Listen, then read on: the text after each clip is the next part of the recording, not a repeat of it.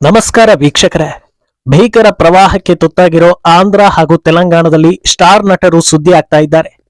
ಯಾರೆಲ್ಲ top star ಅಂತ ಅನಿಸಿಕೊಳ್ತಾ ಇದ್ದಾರೋ ಅವರೆಲ್ಲ ಕೋಟಿ ಕೋಟಿ ಹಣ ನೀಡೋ ಮೂಲಕ ದೇಶದ ಗಮನ ಸೆಳೀತಾ ಇದ್ದಾರೆ. ಈ ಪೈಕಿ ಪವನ್ ಕಲ್ಯಾಣ್ ಏಕಾಂಗಿಯಾಗಿ 6 ಕೋಟಿ ನೀಡಿದ್ದಾರೆ.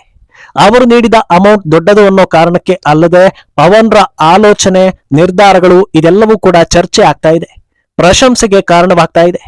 ಇದರ ಮಧ್ಯೆ ರಕ್ಷಣಾ ಕಾರ್ಯದ ವೇಳೆ ಹಲವು ರಾಜಕಾರಣಿಗಳು ಕಾಣಿಸಿಕೊಂಡ್ರು. ಆದ್ರೆ ಪವನ್ ಕಲ್ಯಾಣ್ ಮಾತ್ರ ಕಾಣಿಸಿಕೊಳ್ಳಲಿಲ್ಲ ಅನ್ನೋ ಆರೋಪಗಳು ಕೇಳಿ ಬರ್ತಾ ಇತ್ತು.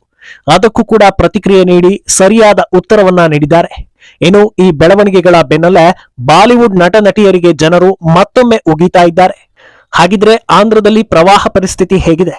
ಪವನ್ ಕಲ್ಯಾಣ್ ರಿಯಲ್ ಆಕ್ಷನ್ ಹೇಗಿತ್ತು? ಇದೆಲ್ಲವನ್ನ ಒನ್ ಬೈ ಒನ್ ವಿವರಿಸ್ತಾ ಹೋಗ್ತೀವಿ. ಈ ವಿಡಿಯೋವನ್ನ ತಪ್ಪದೆ ಕೊನೆ ತನಕ ನೋಡಿ. ಅದಕ್ಕೂ ಮುನ್ನ ಮೀಡಿಯಾ ಮಾನ್ಸ್ಟರ್ ಚಾನಲ್ ಅನ್ನ ತಪ್ಪದೆ ಸಬ್ಸ್ಕ್ರೈಬ್ ಮಾಡಿ. ಎಸ್, ಸಿನಿಮಾದಿಂದ ರಾಜಕೀಯಕ್ಕೆ ಬರುವವರು ತುಂಬಾ ವಿಮರ್ಶೆಗೆ ಒಳಗಾಗ್ತಾರೆ. ತಮ್ಮ ಫೇಮನ್ನ ಬಳಸಿ ಹಣ ಮಾಡೋದಕ್ಕೆ ಬರ್ತಾ ಇದ್ದಾರೆ ಅನ್ನೋದು ಬಹಳಷ್ಟು ಜನರ ಅಭಿಪ್ರಾಯ. ಅದಕ್ಕೆ ತಕ್ಕಂತೆ ಭಾರತದಲ್ಲಿ ಕೆಲ ನಟ ನಟಿಯರಿಗೆ ರಾಜಕೀಯ ಜನಸೇವೆಯ ಗಂಧ ಗಾಳಿ ಗೊತ್ತಿಲ್ಲದೆ ಇದ್ರೂ ಫೇಮಿಂದ ಗೆದ್ದು ಬಂದವರು ಸಾಕಷ್ಟು ಜನ ಇದ್ದಾರೆ. ಈ ಪೈಕಿ ಕೆಲವು ನಟ ನಟಿಯರನ್ನ ನಿಜಕ್ಕೂ ಜನನಾಯಕರು, ಆ ಸ್ಥಾನಕ್ಕೆ ಅವರು ಸರಿ ಅಂತ ವ್ಯಾಖ್ಯಾನಿಸಲಾಗುತ್ತೆ. ಆ ಕೆಲವರ ಪೈಕಿ ಈಗ ಹೈಲೈಟ್ ಆಗ್ತಾ ಇರೋದು ಪವನ್ ಕಲ್ಯಾಣ್. ದೊಡ್ಡ ಸ್ಟಾರ್ ಅನ್ನೋ ಕಾರಣಕ್ಕೆ ರಾಜಕೀಯದಲ್ಲೂ ಕಿಂಗ್ ಆಗ್ತೀನಿ ಅಂತ ಅಂದುಕೊಳ್ಳದೆ ತಮ್ಮ ಪ್ರತಿ ಹೆಜ್ಜೆಯಲ್ಲೂ ತಮ್ಮ ಗುರಿ ಉದ್ದೇಶವನ್ನ ಸಾಬೀತು ಮಾಡ್ತಾ ಇದ್ದಾರೆ ಆಂಧ್ರ ಡಿಸಿಎಂ, ಜನಸೇನಾ ಸ್ಥಾಪಕ ಪವನ್ ಕಲ್ಯಾಣ್. ಸೈಕ್ಲೋನ್ ಹಿನ್ನೆಲೆ ಆಂಧ್ರ ಹಾಗೂ ತೆಲಂಗಾಣದ ಹಲವು ಪ್ರದೇಶಗಳು ಭೀಕರ ಪ್ರವಾಹಕ್ಕೆ ತುತ್ತಾಗಿವೆ. ಮನೆ ಮಠ ಕಳೆದುಕೊಂಡು ಜನರು ಪರದಾಡ್ತಾ ಇದ್ದಾರೆ, ಸಹಾಯಕ್ಕಾಗಿ ಅಂಗಲಾಚುತ್ತಿದ್ದಾರೆ. ಈ ಸಮಯದಲ್ಲಿ ನಟ ಪವನ್ ಕಲ್ಯಾಣ್ ಒಟ್ಟು 6 ಕೋಟಿ ಹಣವನ್ನ ಪರಿಹಾರ ಕಾರ್ಯಕ್ಕಾಗಿ ನೀಡಿದ್ದಾರೆ. ಈ ಪೈಕಿ 4 ಕೋಟಿ ರು ಪ್ರವಾಹದಿಂದ ತೊಂದರೆಗೆ ಒಳಗಾಗಿರೋ 400 ಪಂಚಾಯತ್ಗಳಿಗೆ ತಲಾ 1 ಲಕ್ಷದಂತೆ ಹಂಚಿಕೆಯಾಗಲಿದ್ದು ಆಯಾ ಸ್ಥಳದ ಜನರಿಗಾಗಿ ವಿನಿಯೋಗ ಆಗಲಿದೆ.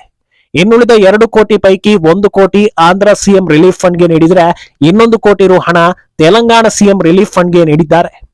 ಪವನ್ ಕಲ್ಯಾಣ್ ಜೊತೆಗೆ ನಟ ಪ್ರಭಾಸ್ 4 ಕೋಟಿ ಹಣ ನೀಡಿದರೆ ರಾಮ್ ಚರಣ್, ಜೂನಿಯರ್ NTR, ನಟ ಚಿರಂಜೀವಿ, ಅಲ್ಲು ಅರ್ಜುನ್, ಮಹೇಶ್ ಬಾಬು ತಲಾ 1 ಕೋಟಿ ಹಣವನ್ನ ಪರಿಹಾರಕ್ಕಾಗಿ ನೀಡಿದ್ದಾರೆ. ಉಳಿದಂತೆ ಸಣ್ಣ ಹೀರೋಗಳು ಕೂಡ ತಮ್ಮ ಕೈಲಾದ ಸಹಾಯವನ್ನ ಮಾಡ್ತಾ ಇದ್ದು ಸಿದ್ದು ಜೊನ್ನಲಗಡ್ಡ, ವಿಶ್ವಕ್ ಸೇನ್, ನಿರ್ದೇಶಕ ತ್ರಿವಿಕ್ರಮ್ ಶ್ರೀನಿವಾಸ್ ಸೇರಿದಂತೆ ಹಲವರು ತಮ್ಮ ಕೈಲಾದ ಧನ ಸಹಾಯ ಮಾಡಿದ್ದಾರೆ. ಅಂದಹಾಗೆ ಪವನ್ ಕಲ್ಯಾಣ್ ಈ ಮಟ್ಟದಲ್ಲಿ ಚಾರಿಟಿಯಿಂದ ಸುದ್ದಿ ಆಗ್ತಾ ಇರೋದು ಇದೇ ಮೊದಲೇನಲ್ಲ. ಈ ಹಿಂದೆ ಕೊರೋನಾ ಟೈಮ್ನಲ್ಲೂ ಕೋಟಿ ಹಣವನ್ನ ನೀಡಿದ್ರು. ಆಂಧ್ರದಲ್ಲಿ ಆಗ್ತಾ ಇದ್ದ ದುರಂತಗಳಿಗೆ, ಪ್ರಕೃತಿ ವಿಕೋಪಗಳು ಸಂಭವಿಸಿದಾಗ ಎಲ್ಲರ ನಿರೀಕ್ಷೆ ಪವನ್ ಮೇಲೆ ಇರ್ತಾ ಇತ್ತು. ಅದಕ್ಕೆ ತಕ್ಕಂತೆ ಅವರ ಕಡೆಯಿಂದ ಪರಿಹಾರ ಕೂಡ ಬರ್ತಾ ಇತ್ತು. ಅವರ ಸಿನಿ ಕೆರಿಯರ್ ಸ್ವಲ್ಪ ತಗ್ಗಿದಾಗ್ಲೂ ಕೂಡ ತಮ್ಮ ಚಾರಿಟಿ ಕೆಲಸವನ್ನ ಪವನ್ ನಿಲ್ಲಿಸಿರ್ಲಿಲ್ಲ ಅನ್ನೋ ಟಾಕ್ ಇದೆ. ಇದರಿಂದ ಕೆಲವೊಮ್ಮೆ ಅವರು ಆರ್ಥಿಕವಾಗಿ ಸಮಸ್ಯೆಗೆ ಸಿಲುಕಿದ್ದೂ ಇದೆ. ಆದರೆ ನಂತರದಲ್ಲಿ ರಿಕವರ್ ಆದ್ರು. ಜೊತೆಗೆ ಚಾರಿಟಿಯನ್ನು ಕೂಡ ಮುಂದುವರೆಸಿಕೊಂಡು ಬಂದಿದ್ದಾರೆ. ಈ ಹಿಂದೆ ರಾಮ ಮಂದಿರ ನಿರ್ಮಾಣ ಕಾರ್ಯಕ್ಕೆ 30 ಲಕ್ಷ ಹಣವನ್ನು ನೀಡಿ ಸುದ್ದಿಯಾಗಿದ್ರು. ಪವನ್ ಕಲ್ಯಾಣ್ ಇಷ್ಟು ದೊಡ್ಡ ಮಟ್ಟದಲ್ಲಿ ಧನ ಸಹಾಯ ಮಾಡಿದ್ದಕ್ಕೆ ಹೊಗಳಿಕೆ ಬಂದಿದ್ದು ಒಂದು ಕಡೆ ಆದ್ರೆ, ಪ್ರವಾಹದ ಸಮಯದಲ್ಲಿ ಅವರು ಸ್ಥಳಕ್ಕೆ ಬರಲಿಲ್ಲ ಅಂತ ಕೆಲವರು ಆರೋಪವನ್ನ ಮಾಡಿದ್ರು. ಸಿಎಂ ಚಂದ್ರಬಾಬು ನಾಯ್ಡು ಸೇರಿದಂತೆ ಹಲವರು ಸ್ಥಳಕ್ಕೆ ಬಂದು ರಕ್ಷಣಾ ಕಾರ್ಯದಲ್ಲಿ ತೊಡಗಿದ್ರಿಂದ ಪವನ್ ಗೈರು ಹೈಲೈಟ್ ಆಗಿತ್ತು. ಅದಕ್ಕೆ ಅವರೇ ಸೂಕ್ತ ಕಾರಣ ಹಾಗೂ ಉತ್ತರವನ್ನ ನೀಡಿದ್ದಾರೆ. ಪ್ರವಾಹ ಪೀಡಿತ ಸ್ಥಳಗಳಿಗೆ ನಾನು ನೇರವಾಗಿ ಬರಲಿಲ್ಲ, ಆದ್ರೆ ಆ ಸಮಯದಲ್ಲಿ ಪ್ರವಾಹದ ಕುರಿತಂತೆ ಹಲವಾರು ಕೆಲಸಗಳಲ್ಲೇ ನಾನು ನಿರತನಾಗಿದ್ದೆ. ಒಂದು ವೇಳೆ ನಾನು ಆ ಸ್ಥಳಗಳಿಗೆ ಬಂದಿದ್ದಿದ್ರೆ ನನ್ನನ್ನು ನೋಡೋ ಸಲುವಾಗಿ ಜನರು ತುಂಬಿಕೊಳ್ತಾ ಇದ್ರು. ಇದರಿಂದ ರಕ್ಷಣಾ ಕಾರ್ಯಕ್ಕೆ ಸಮಸ್ಯೆ ಆಗ್ತಾ ಇತ್ತು. ಅಂತಿಮವಾಗಿ ಇದರಿಂದ ತೊಂದರೆ ಅನುಭವಿಸೋದು ಜನರೇ. ನನ್ನ ಟೀಮ್ನಲ್ಲಿರೋ ಅಧಿಕಾರಿಗಳು ಕೂಡ ಇದೇ ಅಭಿಪ್ರಾಯವನ್ನ ಹೊರಹಾಕಿದ್ರು. ಆದ್ರಿಂದ ಇದನ್ನ ನೆನಪಲ್ಲಿಟ್ಟುಕೊಂಡೇ ನಾನು ಅಲ್ಲಿಗೆ ಬರಲಿಲ್ಲ ಅಂತ ಹೇಳಿದ್ದಾರೆ.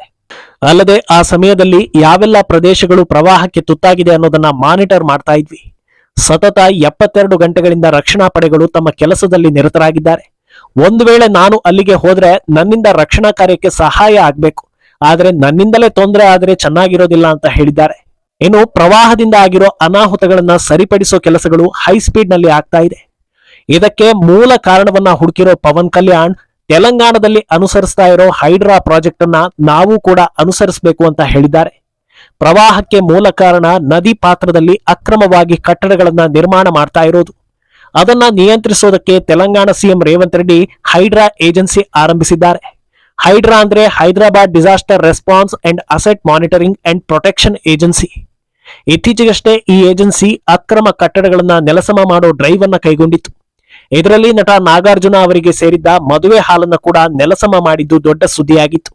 ಈ ಏಜೆನ್ಸಿ ಉದ್ದೇಶವನ್ನ ಕೊಂಡಾಡಿರೋ ಪವನ್, ರೇವಂತ್ ರೆಡ್ಡಿ ಅನುಸರಿಸ್ತಾ ಇರೋ ಕ್ರಮ ಸರಿಯಿದೆ, ನಾವು ಇಂಥ ಕ್ರಮ ಕೈಗೊಂಡ್ರೆ ಮುಂದಿನ ದಿನಗಳಲ್ಲಿ ಅಪಾಯವನ್ನ ತಪ್ಪಿಸಬಹುದು ಅಂತ ಹೇಳಿದ್ದಾರೆ. ಇನ್ನು ನಾವಾಗ್ಲೇ ಹೇಳಿದ ಹಾಗೆ ತೆಲುಗು ನಟರ ಈ ಡೊನೇಷನ್ ದೇಶಾದ್ಯಂತ ದೊಡ್ಡ ಮಟ್ಟದ ಚರ್ಚೆಗೆ ನಾಂದಿ ಹಾಡಿದೆ ಅಂತ.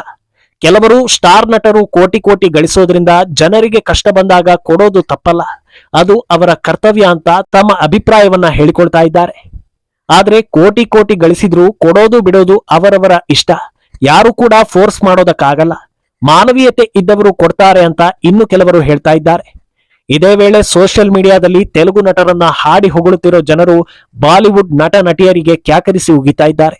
ಕಾರಣ ಏನು ಅನ್ನೋದು ಎಲ್ರಿಗೂ ಗೊತ್ತಿರೋ ಹಾಗೆ, ಭಾರತೀಯರಿಗೆ ಸಮಸ್ಯೆ ಆದಾಗ ಬಹುತೇಕ ಬಾಲಿವುಡ್ ನಟ ನಟಿಯರು ಹಣ ಬಿಚ್ಚೋದಿಲ್ಲ, ಅಡಗಿ ಕುಳಿತಿರ್ತಾರೆ. ನಿಮಗೆ ನೆನಪಿರ್ಬೋದು, ಸ್ವಲ್ಪ ಬಾಲಿವುಡ್ ಇತಿಹಾಸವನ್ನ ಕೆದಕುತ್ತಾ ಹೋದ್ರೆ ಭಾರತೀಯರಿಂದ ಬೆಳೆದು ಬಂದ ಖಾನ್ ಮಹಾಶಯರು ಏನು ಮಾಡಿದ್ರು ಅನ್ನೋದೆಲ್ಲ ಸಿಗ್ತಾ ಹೋಗುತ್ತೆ. ಭಾರತೀಯ ಪ್ರೇಕ್ಷಕರಿಂದ ಇಂದು ಅತ್ಯಂತ ಶ್ರೀಮಂತ ಸೆಲೆಬ್ರಿಟಿ ಆಗಿರೋ ಶಾರುಖ್ ಖಾನ್ ಪಾಕಿಸ್ತಾನದಲ್ಲಿ ಪ್ರಕೃತಿ ವಿಕೋಪ ಆದಾಗ ಕೋಟಿ ಕೋಟಿ ಹಣವನ್ನ ನೀಡಿ ಸುದ್ದಿ ಆಗಿದ್ರು. ಆ ಹೊತ್ತಲ್ಲಿ ಕೆಲ ಭಾರತೀಯರು ಅವರಿಗೆ ಬೈದ್ರು, ಮತ್ತೆ ಅವರ ಮುಂದಿನ ಸಿನಿಮಾ ಬಂದಾಗ ಟಿಕೆಟ್ ಕೊಟ್ಟು ನೋಡಿ ಅವರನ್ನ ಬೆಳೆಸಿದ್ರು. ಭಾರತೀಯ ಪ್ರೇಕ್ಷಕರಿಂದ ಗೆದ್ದು ಬಂದ ಮಿಸ್ಟರ್ ಪರ್ಫೆಕ್ಷನಿಸ್ಟ್ ಅಂತ ಕರೆಸಿಕೊಳ್ಳೋ ಅಮೀರ್ ಖಾನ್ ಕೂಡ ಹೀಗೆ ಸುದ್ದಿಯಾಗಿದ್ರು. ಭಾರತದಲ್ಲಿ ಸ್ವಂತ ಚಡ್ಡಿ ಹರಿದಿದ್ರು ಕಾಸು ಕೊಟ್ಟು ಥಿಯೇಟರ್ನಲ್ಲಿ ಸಿನಿಮಾ ನೋಡೋ ಪ್ರೇಕ್ಷಕರಿಂದ ಇಂದು ದುಬಾರಿ ಕಾರ್ನಲ್ಲಿ ಬಾಲಿವುಡ್ ನಟ ನಟಿಯರು ಓಡಾಡ್ತಾ ಇದ್ದಾರೆ. ಇಷ್ಟೆಲ್ಲಾ ಗಳಿಸಿದ್ರು ಆಮೀರ್ ಖಾನ್ ಭಾರತದಲ್ಲಿ ಸಹಿಷ್ಣುತೆ ಇಲ್ಲ ಅನ್ನೋ ಮಾತನ್ನ ಹೇಳಿದ್ರು. ಹೋಗ್ಲಿ, ಸಂಕಷ್ಟದಲ್ಲಿರೋ ಭಾರತೀಯರಿಗೆ ಧನ ಸಹಾಯ ಮಾಡೋ ಯೋಗ್ಯತೆ ಅಂತೂ ಬಾಲಿವುಡ್ ನಟರಿಗಿಲ್ಲ. ಕೊನೆ ಪಕ್ಷ ಭಾರತದಲ್ಲಿ ಪ್ರಕೃತಿ ವಿಕೋಪ ಆದಾಗ ಒಂದು ಪೋಸ್ಟ್ ಹಾಕಿ ಸಂತಾಪ ಸೂಚಿಸ್ತಾರ ಅಂತ ಕೇಳಿದ್ರೆ ಅದು ಕೂಡ ರೇರ್ ಅಂತಲೇ ಹೇಳ್ಬೋದು.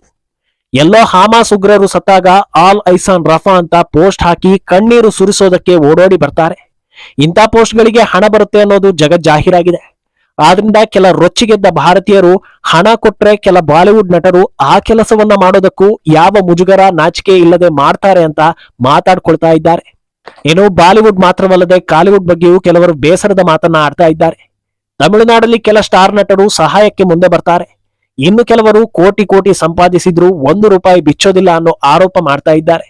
ಒಟ್ನಲ್ಲಿ ಸಿನಿಮಾ 1000 ಕೋಟಿ ಆಯ್ತು, ಅಷ್ಟು ಕೋಟಿ ಆಯ್ತು ಅಂತ ಹೆಮ್ಮೆಯಿಂದ ಪೋಸ್ಟ್ ಹಾಕುವವರ ಮಧ್ಯೆ ನಿಮ್ಮಿಂದ ಗಳಿಸಿದ ಹಣದಲ್ಲಿ ಸ್ವಲ್ಪ ಪಾಲು ನೀವು ಕಷ್ಟದಲ್ಲಿದ್ದಾಗ ಕೊಡ್ತೀವಿ ಅನ್ನೋ ಮೂಲಕ ತೆಲುಗು ಹೀರೋಗಳು ಮಾದರಿಯಾಗಿದ್ದಾರೆ. ಸಿನಿಮಾ ನಟರು ರಾಜಕಾರಣಿಗಳಾದ್ರೆ ಅವರು ಪವನ್ ಕಲ್ಯಾಣ್ ರೀತಿಯೇ ಇರಬೇಕು ಅನ್ನೋದನ್ನ ಜನರು ಬಯಸ್ತಾ ಇದ್ದಾರೆ. ಈ ಬಗ್ಗೆ ನಿಮ್ಮ ಅಭಿಪ್ರಾಯವನ್ನ ತಪ್ಪದೆ ಕಾಮೆಂಟ್ ಮೂಲಕ ತಿಳಿಸಿ.